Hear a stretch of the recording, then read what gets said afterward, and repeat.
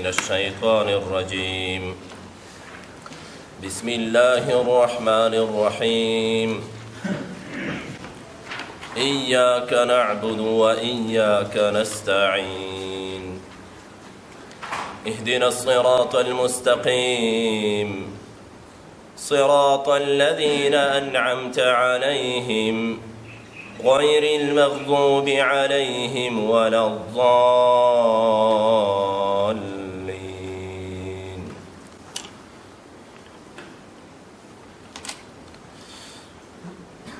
مخکې آیتونو کې دی الله عز وجل توحید بیان شو، دی الله په یووالي باندې دی الله په صفتونو سره دلایل ذکر شول. ایاک نعبد و ایاک نستعین دی کې خلص دی ما قبل او نتیجه ذکر کیږي.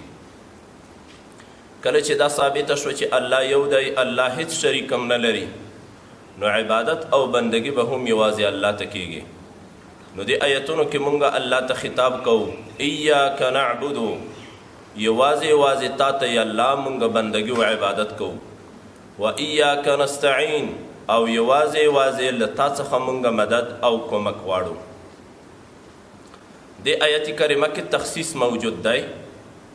دا ایاکا دا معمول دی نعبدو چې مقدم شو، نو دی تخصیص معنا ورکوي. دیو جنا مونږ په ترجمه کې دا وایو یوازې تا ته الله مونږ عبادت کوو، او یوازې له تا څخه مونږه کومک غواړو. ایاک نعبد و ایاک نستعین یو خو په معنا د عبادت څه کو چې عبادت څه ته وایي. عبادت په اصل معنا لغوي کې تذلل او د یو شي ډېر استعمال، یو شی چې وسولیږي او دغه خپل اصلي بڼه بدله کړي، دې ته عبادت وایي په لغوي معنا کې. دیو جنا عربي ژبه کې الطریق المعبد هغه لارې ته ویل کېدلی شي چې خلک ډېر مزل ورباندې کوي. تاسو لیدلی دي چې په کومه لار باندې ډېر مزل کېږي، بیا هغه ځای بوټي هم نه رازرغونه کوي، هغه کوم بوټي چې وي هغه هم له منځه ولاړ شي. نو هغه لارې ته په عربي کې الطریق المعبد وایي. هغه جامه چې ډېر وسولیږي او زړه شي، نو دې جامې ته الثوب المعبد وایي. په لغوي معنا کې هم د عبادت تذلل، عاجزي او ځان ذلیله بلل دا پراته دي. مونږ چې الله ته بندگی کوو، عبادت کوو، نو په دې عبادت کې به الله ته مونږ عاجزي کوو، ځان به ذلیل ورته بولو، ځان به خاکساره متواضع به الله ته بولو. دا د عبادت هغه لغوي معنا وه.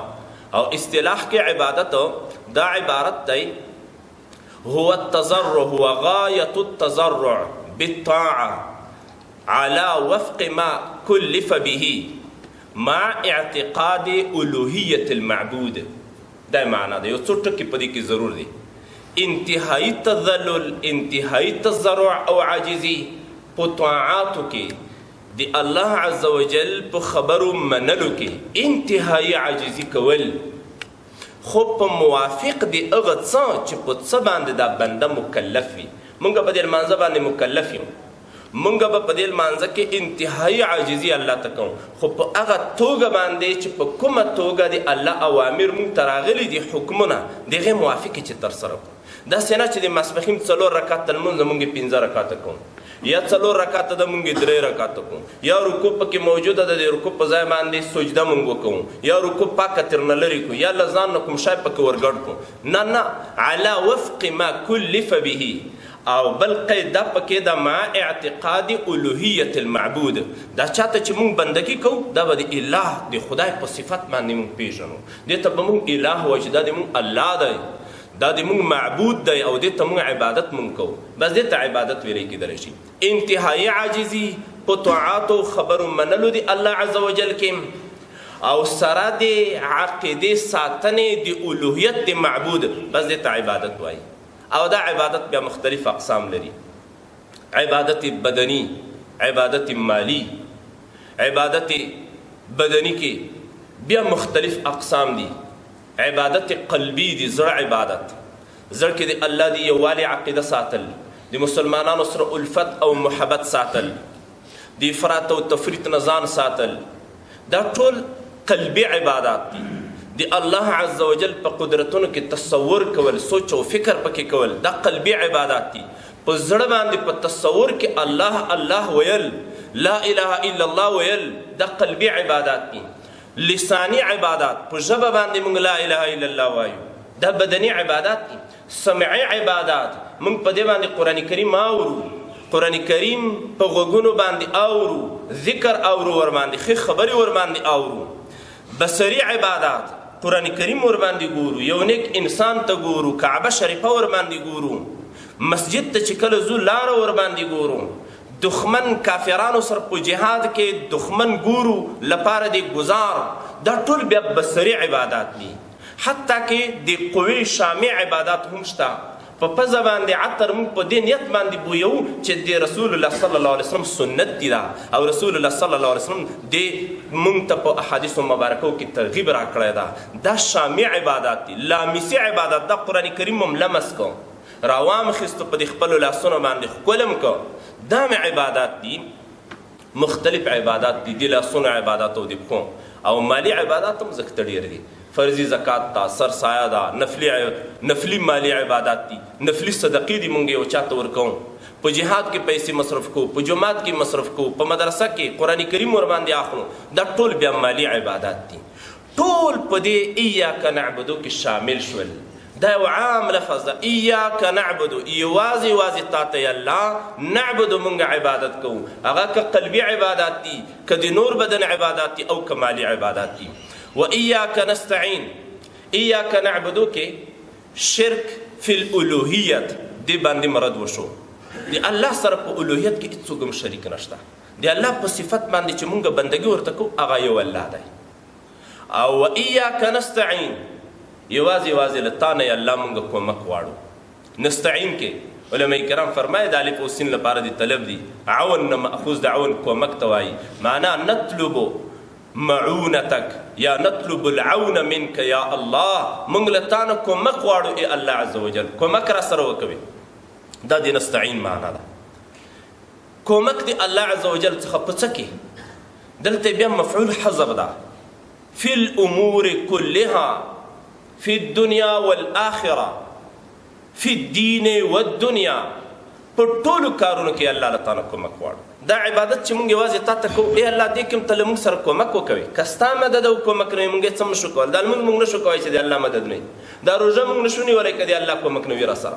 ذکر د الله نشو کولی که د الله کوم. دې جومات کې دا ناسته یې موږ یو 15 منټه ناسته کوو، دا هم د الله په مدد باندې کوو. که د الله کومک او نصرت نه وي، ډېر خلک ګرځېږي او د الله عز وجل د کلام د اورېدلو توفیق الله نه دی ورکړی. ای الله له تا نه په ټولو کارونو کې، دیني دي او که دنیوي دي، یا الله د دنیا والا دی او که د آخرت والا دی، په ټولو کارونو کې رب کریم خدای موږ له تا څخه کومک او مدد غواړو. استعانت کې یو خبره زده کول پکار دی. یو استعانت من الغیر ده، یو استعانت بالغیر. استعانت من الغیر دا ناروا ده او دا د شرک معادله خبره ده. ته چې د کومک غواړې یوازې د الله نه به یې غواړې. په کومه معنا؟ په دې معنا چې الله عز وجل مسبب الاسباب ذات ده. الله زما د حاجت پوره کولی شي، د الله نه ما سوی بل څوک نشي پوره کولی. که ستا عقیده دا وه چې نه الله یم پوره کولی شي، دا زید او عمر دا یم پوره کولی شي، الله هم دې وساتي، دا بیا د اسلام نه منحرفه نظریه ده او عقیده ده. دې وجې نه په دې کې رد وشو په نصرانیانو باندې. په دې جیل کې به له موږ سره امریکایان موجود وو، نو د امریکایانو به چې کله داسې څه خبره به شوه نو موږ تاسو خو الله ته غږ کوو، نو دوی به کله ورې په انګریزي کې او جیزز دوی په دې انګریزي کې د عیسی علیه السلام نه تعبیر کو، او عیسی مونږ الله ته نارې وو، ای الله ته مدد وکوي، ای الله مدد. دوی به او جیزز عیسی علیه السلام ته به یې نارې والي. نو په دوی باندې رد وشو. استعانت او کومک به غږ چې ته کوې ندا یوازې الله ته به یې کوې، د الله نه ما سوی بل چا ته به یې نه کوې. شیعګانو باندې رد وشو. هغوی وایي یا علي مدد، یا علي مدد به نه وایي، یا الله مدد به وایي، ای الله عز وجل ته له مونږ سره کومک وکوي. ای موږ په دې عوامو کې ځینې داسې ناخبري خلک وي، کوم یو ولي الله وي هغې ته نارې وایي او ګګره به راورسېږي یا او کې کره کعبه. نو داسې قسم ته نداګانې دا د غیر الله نه استمداد ده او استعانت ده. په دې باندې رد ده. دا متفقه مسله ده، دا تر کوم مذهب هم اړه نه لري. اهل السنه والجماعه ټول په دې باندې متفق دي چې د الله نه ما سوی د بل چا نه به کومک راغواړي. یو استعانت بالغیر ده، یو شای وسیله کول د خپل مقصود د حصول لپاره دا بیا جایز ده. موږ په موټر کې ځو، یو ځای ته ضرورت وي، هله موټر راوغواړه چې موټر کې ولاړ شو. دا همداسې ده لکه یو چا نه چې کومک غواړي، خو نه دغه شی موږ وسیله ګرځوو. دا اسباب دي الله پیدا کړي دي، دا وسایل دي. مسبب الاسباب بیا څوک ده؟ الله عز وجل. بدون د اسبابو برابرول دا الله کوي. دا ډول سوال به د غیر الله نه کوي. اما یو څوک د وسیلې په توګه باندې یاره د قرآن کریم خو راته راواخله، یاره هغه ځای پورې خو مې په موټر کې ویسه، دا بیا استعانت بالغیر ده، دا بیا پروا نه لري. د اسباب او وسایل د همدې دپاره پیدا دي چې مونږ به دا استعمالوو. الله عز وجل دې مونږ ته د الله نه د مدد غوښتنې توفیق را نصیب وګرځوي. په دې کې نو رد وشو په شرک فی تصرف باندې. موږ به په هر څه کې متصرف حقیقي الله بولو. ټول کارونه د الله په اراده باندې برابریږي. د الله بې ارادې څوک څه نشي کولی. دې وجه نه به د الله نه کومک هم غواړو. اهدنا الصراط المستقیم. دې کې نو بیا دعا ده. موږ به د الله نه سوال کوو، الله نه به غوښتنې کوو. دې صورت ته یو نوم دا اخیستل کېږي، سورة التعلیم المسأله. دا هغه صورت دی چې موږ ته د سوال تعلیم او د دعاګانو تعلیم راکوي. څنګه سوال وکړو؟ بس د الله حمدونه مو وي، د الله صفتونه هم ذکر کړل، الله ته هم د خپلې عاجزۍ اظهار وکړو، خدای له تا نه کومک غواړو، بل خدای نه لرو یا الله. اوس د الله نه سوال کوو. سوال هم اهم سوال. هغه کوم سوال ده؟ د صراط مستقیم سوال. خدای موږ په سمه لاره باندې برابر کړي. دا د هدایت لفظ په قرآن کریم کې زښت ډېر ځای ذکر ده. ها، څوک چې الله اراده ورته وکوي د هدایت، هغه څوک ګمراه کولی نه شي. او څوک چې الله بیا ګمراه کړي، هغه ته بیا هدایت نه کېږي. دا هدایت د الله صفت ده، الله هادي ده. خو د الله نه سوال کوو د هدایت خدای ته موږ ته راهنمودګي وکړي په طرف د سمې لارې. نو سمه لاره خو الله موږ ته ښودلې ده. قرآن کریم را نازل کړی دی همدې دپاره دی چې تاسو ته حق او باطل معلوم شي. نو تاسو به معنا زده کوئ چې هدایت دوه قسمه ده. یو هدایت په دې معنا باندې ده چې دا لاره ماته وښیي چې دغه لاره بازار ته تللې ده، او که نه یو کس تا ته ووایي چې بلکل دا لاره تللې ده. یو د دې لاره باندې د مزل توفیق هم ده چې په دې لاره دې روان کړي او ته آن بازار ته ومرسېږي او بلکل غلط نه شي.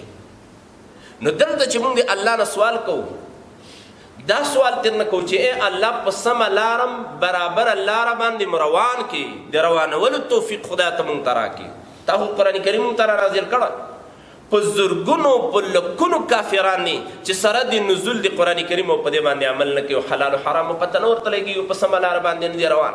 ای الله له تا نه سوال د دې کوو چې په دې سمه لاره باندې موږ اوس روان کړي. د هدایت به دا معنا وي. صراط المستقیم سیده لاره ذکر شوه. سیده لارې نه څه مراد دي؟ د اسلام لاره، د قرآن عظیم شان لاره. قرآن کریم کې الله عزوجل رسول الله صلی الله علیه وسلم ته فرمایي فاستقم کما امرت ومن تاب معك. یا رسول الله سیده اوسېږه لکه څنګه چې د الله لخوا تا ته امر کېږي. د ذرې دومره به هم اخوا دېخوا نه کېږي. رسول الله صلی الله علیه وسلم یو وخت کې سیده خط کش کړ او د دې نه یوې بلې خوا ته یې کږې وږې لارې تېرې کړې. ویې فرمیل دا سیده لاره دا د اسلام لاره ده، او دا کږې وږې لارې دا د شیطان دي، او د هرې لارې په سر باندې شیطان ناست او تا ته دعوت درکوي چې راځه زما په طرف باندې، دا د جهنم ته بیا وصل کوي. اما په دې سیده لاره باندې چې کله ته مزل کوي چې هېڅ شیطاني فکرونو په طرف باندې ته مایله کېږې نه، دا د الله لاره ده. بس دا به تا د الله رضا ته وصل کي او جنت ته به دې وصل کي. نو سیده لاره هغه د اسلام والا لاره ده چې ذرې دومره کجروي په دې کې نشته، او د افراط او د تفریط نه خالي لاره ده. نو الله نه دغه لاره غواړو، او دې ته ویل کېدل شي طریق الحق، حق لاره. الله دې موږ ته دا را نصیب کړي. او بیا عملي مصداق راته ښایي ورپسې آیت کریمه کې چې په دنیا کې هغه خلک څوک دي چې په دې حق لاره باندې لارویان بلل کېږي او په دې باندې مزل کړی. صراط الذین انعمت علیهم، دا د هغه خلکو لاره ده خدای مونږ ته یې را نصیب کړي چې تا په دوی باندې انعام کړی. پرون مو څه نه څه ویلي وو، انعمت علیهم هغه څلور قسمه خلک وو. یو انبیاو، ټول انبیا د انعام والا خلک دي، او بل په دې کې شهداو، بل په دې کې صدیقین، بل په دې کې صالحین. دا څلور قسمه ډلې دا منعم علیهم ډلې وي. دا هغه ژوندی مثال دی په دنیا کې. موږ تاسو حق لاره یې حق لاره، حق لاره، حق لاره دی چا؟ ته یو لاروی دی حق لاره راته وښایه که نه چې په هغې پسې زه مزل وکړم چې د هغې غوندې ځان جوړ کړم. الله قرآن کریم کې موږ ته ښودلي دي ومن يطع الله والرسول فأولئك مع الذين أنعم الله عليهم من النبيين والصديقين والشهداء والصالحين. دا دي انبیاء ولاره ده. دی رسول الله صلی الله علیه وسلم سیرت مطالعه کا، سیرت النبی بازار کې واخله او دی رسول الله صلی الله علیه وسلم د ژوند تګلاره پکې وګوره. دا ژوندی مثال ده. بس دا دی منعم علیهم لاره ده. او دی صدیقینو لاره پکې وګوره، د شهداو پکې وګوره او د صالحینو صحابه کرام، ابوبکر صدیق، عمر فاروق، عثمان ابن عفان، علی کرم الله، عام صحابه، عام تابعین. بس همدغه لاره ده کنه، په دې باندې مزل کوه. الله عز وجل دی دا لاره موږ ته اسانه وګرځوي. انعام ذکر شو. انعام څه ته وایي؟ انعام ویل کېدلی شي ایصال المنفعه الى الغیر من غیر عوض ولا غرض. یو چاته ګټه رسول خو چې کوم غرض مرض دی نه وي پکې موجود او نه کوم عوض ترنه غواړي، دې ته انعام وایي. او دا صفت حقیقي دی الله عز وجل. موږ تاسو په دنیا کې خو کله چا سره احسان کوو خامخا یو غرض پکې، یا دنیوي غرض یا اخروي. اخروي ثواب او اجر غواړو، دا هم یو غرض خو الله له چا نه ثوابونه او اجرونه هم نه غواړي. نو دا د الله عز وجل صفت ده. موږ ته بې شمېره منافع ګټور شیان راکړي دي بدون د کوم غرض او بدون د کوم عوض څخه. دا د الله صفت حقیقي ده. غیر المغضوب علیهم ولا الضالین. دې کې نو بیا دوه بېکاره ډلې ذکر کېږي چې خدا د دوی له لارې نه وساتي. یو په دوی کې مغضوب علیهم دي، هغه څوک چې په دوی باندې غضب شوی ده. په مجهولې صیغې سره دا ذکر شول د دې لپاره چې مختلفو غضبونو ته دا ور شامل وګرځېږي. مختلف غضبونه د الله عز وجل دنیوي غضبونه شته، اخروي هم شته. خدای دې خلکو له لارې نه وساته، ځکه دوی باندې غضب شوی و. که موږ هم په همغه لاره باندې ولاړ شو، داسې نه چې موږ د الله د قهر او د غضب مستحق وګرځېږو. غضب څه ته وایي؟ په پښتو کې خو غضب دې ته ویلی کېدلی شي چې یو سړي ته غصه ورشي او د یو شي نه کرکه او نفرت حاصل شي د وجې د جوشېدو د وینې نه. موږ تاسو د پلان کې د وینې فشار اوچت شو. لغوي معنا په بندګانو مخلوق کې خو دې ته وایي، خو اما د خالق په حق کې باید دا معنا نه کوي.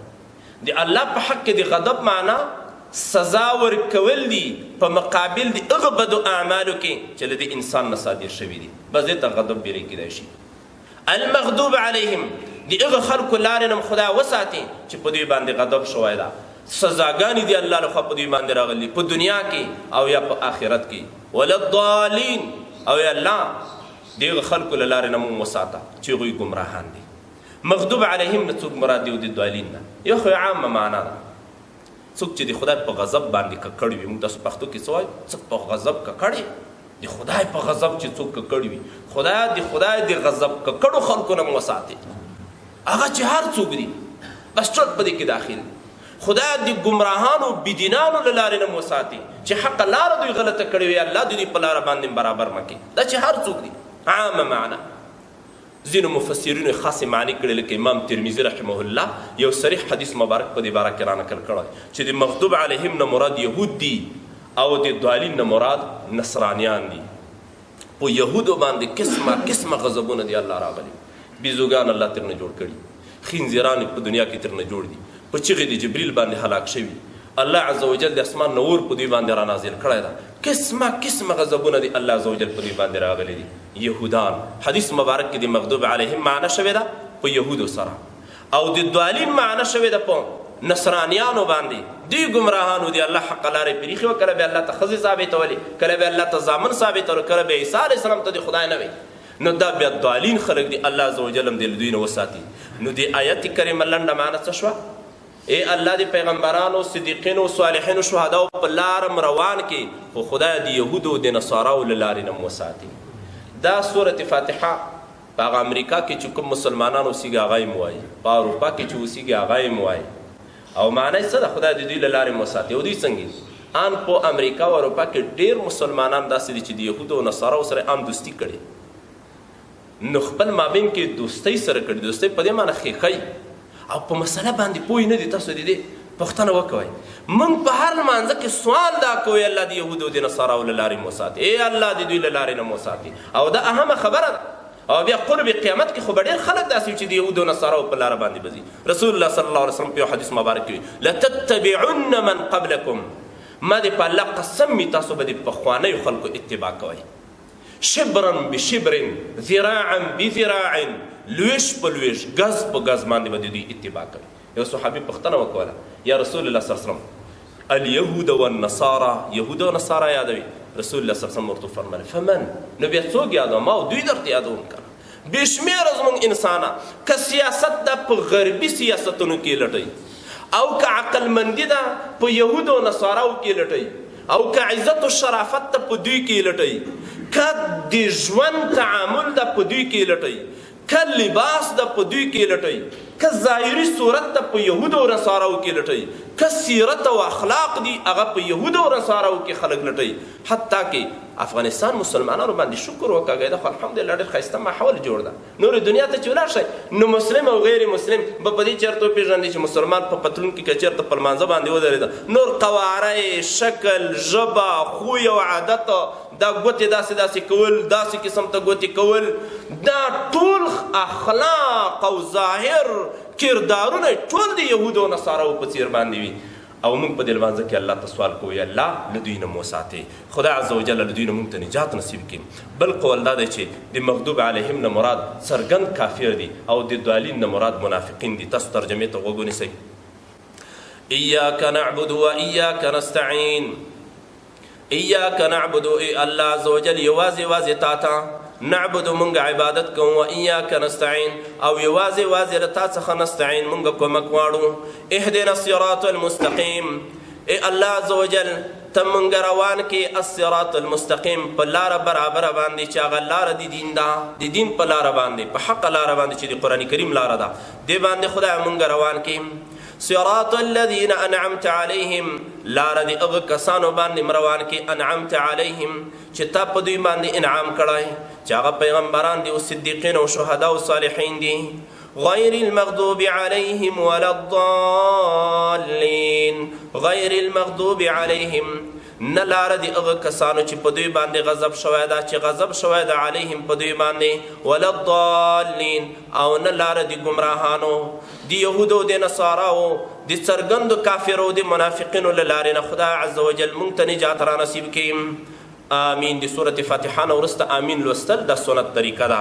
رسول الله صلی الله علیه وسلم هم آمین وي او یو حدیث کې راځي چې د دعا دپاره دا ختم ده لکه ټاپه خط دې ولیکه وروسته مهر دې ولګاو نو دا خط دا بیا خلک قبلوي او د دعا ټاپه مهر هغه آمین ده چې کله د دعا نه وروسته آمین وي دغه دعا دی الله عز وجل بیا زر قبلوي. اللهم صل علی سیدنا و مولانا محمد وعلى آل سیدنا و مولانا محمد وبارک وسلم علیه. دعا وکړئ الله عز وجل سره ځان په نصیب کړي. رب کریم خدای قرآن کریم باندې موږ عاملین وګرځوي. یا الله عز وجل موږ ته صراط مستقیم باندې مزل اسانه کړي. یا الله یوازې ستا بندګان هم جوړ کړي. ای الہ العالمین خدا ستانه استعانت او کومک او استغاثه موږ ته نصیب وګرځوي.